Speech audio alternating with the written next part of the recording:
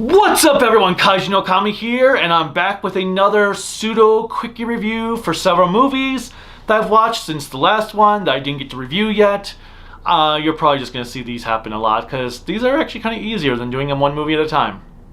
But it kind of is cool to do one movie at a time. Anyway, so I've got 3 new movies I've watched since Cocaine Bear. Number 1 is Scream 6. If you watched my worst of videos from last year, I was not a fan of Scream 5. I thought it was dreadful, out of the worst in the franchise. I'm happy to say they fixed a lot of those issues with Scream 6. Scream 6, while not fully original and kind of still rehashes things, was a pretty enjoyable movie. Had some legitimate moments of suspense and atmosphere. Not having Neve Campbell's character was a benefit because it meant it wasn't just another Sydney story. Because I'm sorry, I'm bored of Sydney. Although we did have to bring Gail back because why not? Nevertheless, it was a good time. There were, like I said, some really good scares. There were some moments where people acted really, really dumb. And it was funny when somebody actually got called out for their dumbness when they should have been better than that. But I liked it. The sisters were a lot more enjoyable this time around, I think, because they actually got to be their own characters instead of just stepping the shadows of Sydney. And they did make a few good little nods to the previous movies. There's even one scene where they're like, wait a minute, this is like that moment all over again, which was from Scream 2. So I liked it a lot. I enjoyed it. It's not the greatest Scream movie, but I will say it was better than 3 and 5. Maybe better than Scream 2? I'm not sure yet. But it was definitely better than 5. And that was a bonus in itself. I hear though that this is going to start a whole new Scream trilogy, which is kind of like, oh. Okay, so we're just going to fully milk this for what it's worth. There was a reason Craven originally stopped at 3, but okay, whatever. After that comes Super Mario. This was quite fun. It wasn't the greatest movie ever made.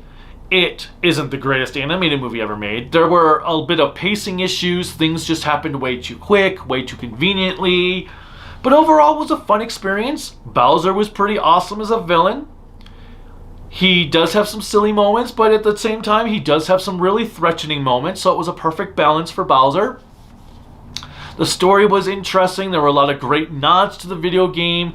It did the video game justice. I think there was a bit more they could have done with it, especially the build-up and an area that was akin to Luigi's Mansion, revolving around Luigi. Overall, though, it was a solid experience. The callbacks, the Mario music that was used was very terrific. The post-credit scenes were enjoyable.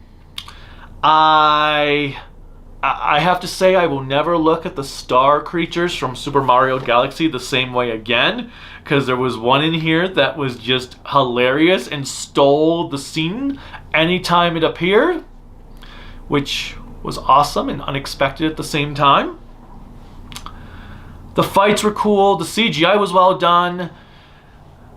I wasn't totally on board with some of the voice actors, especially Chris Pratt being Mario. It worked though. They made it all work. I just said that, so I don't know why I said that twice, but whatever. It was a really good time. Like I said, the biggest issue was the pacing. Like, there were a few moments where it's like, okay, can we have some downtime to develop the plot, develop what's going on? It's not too much of a spoiler, I hope.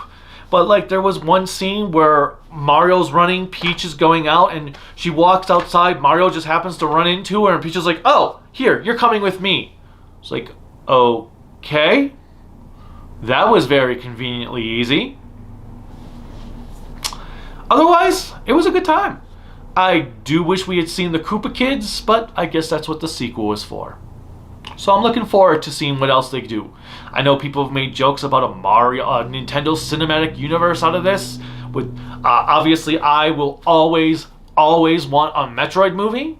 I think the people who do The Mandalorian would be fantastic. Do a live-action Metroid TV series. or a Metroid movie. I know why that people would want it in CGI. I think Metroid could work live action, especially being an homage, however you go with it, to Alien and Aliens. But no matter what, I want a Metroid movie. Okay, that's all there is to it. I just want a Metroid movie. But I've also been asking for a Legacy of Kain movie for decades, and it doesn't seem to be happening. But you never know. We seem to be in this golden age of video game adaptations being incredible.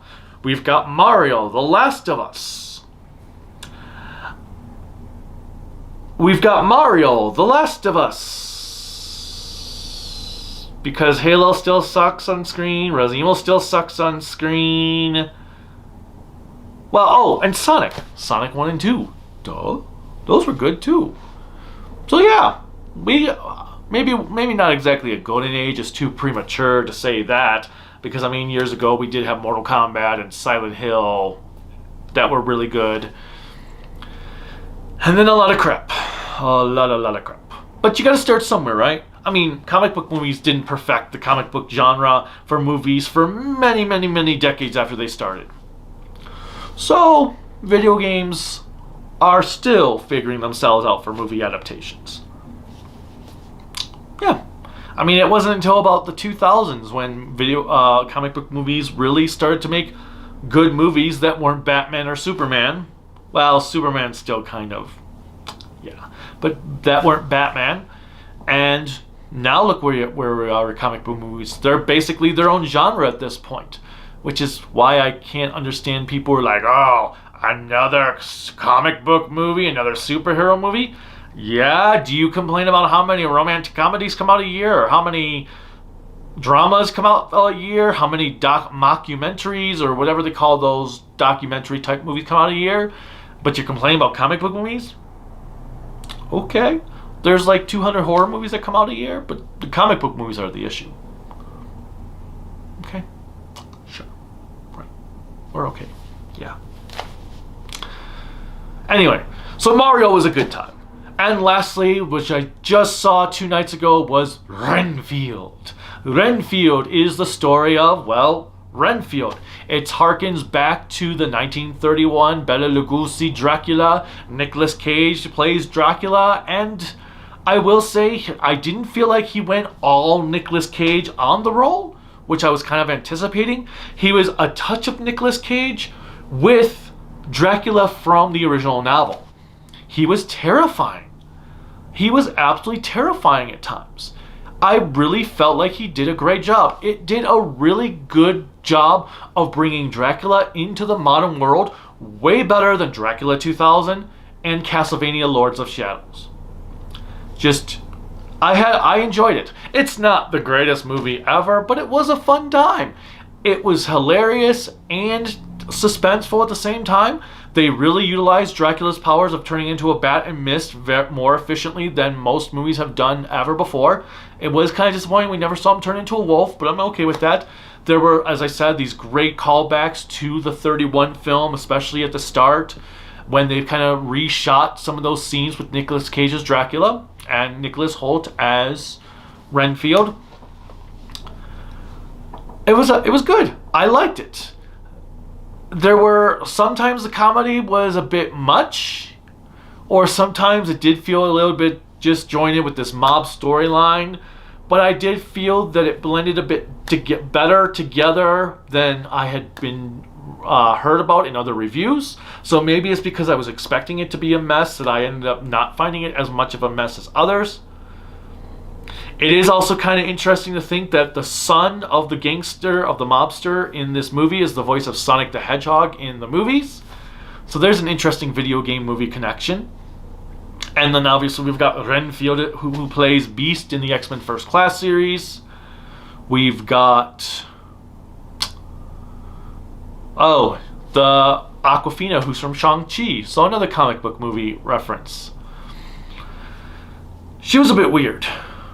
It's like she was probably the weirdest part of the movie because she was trying to play it straight, but not be totally straight because of what's going on around her, which was like, okay. And then we had... what was the other scene that... Oh, well, the whole movie is also a social commentary on toxic relationships. That was really interesting too. Really interesting. It's just amazing how we had an abusive social commentary with another toxic relationship with The Invisible Man a few years ago, which was a great movie I wish I saw in theaters. And now we have another horror movie for a classic monster, Renfield, covering toxic relationships in a Dracula film. Horror can really be interesting with social commentary more than people give it credit for. Go check out Renfield. Now, if I'm going to score each movie, I'm going to give Scream 6. I enjoyed it. Actually, I'm going to give all 3 movies an 8 out of 10. Doesn't mean that score is permanent. Doesn't mean that score is going to last forever. But I'm giving them an 8 out of 10. Or, yeah, a 4 out of 5 based on where you go. Have you seen either Renfield, Super Mario Brothers, or Scream 6? If so, let me know what you thought of them in the comments. Click like, subscribe, the bell notification, whatever else YouTube has you clicking on to support me. You can support me on Patreon, Instagram, Discord, Facebook at Kaiju no Kami, my website creativitybydesignllc.com, and there's a cool Kaiju no Kami store where you can buy Kaiju no Kami merchandise at creativitybydesignllc.com/shop, and I have a link in the description below. And until next time, bye.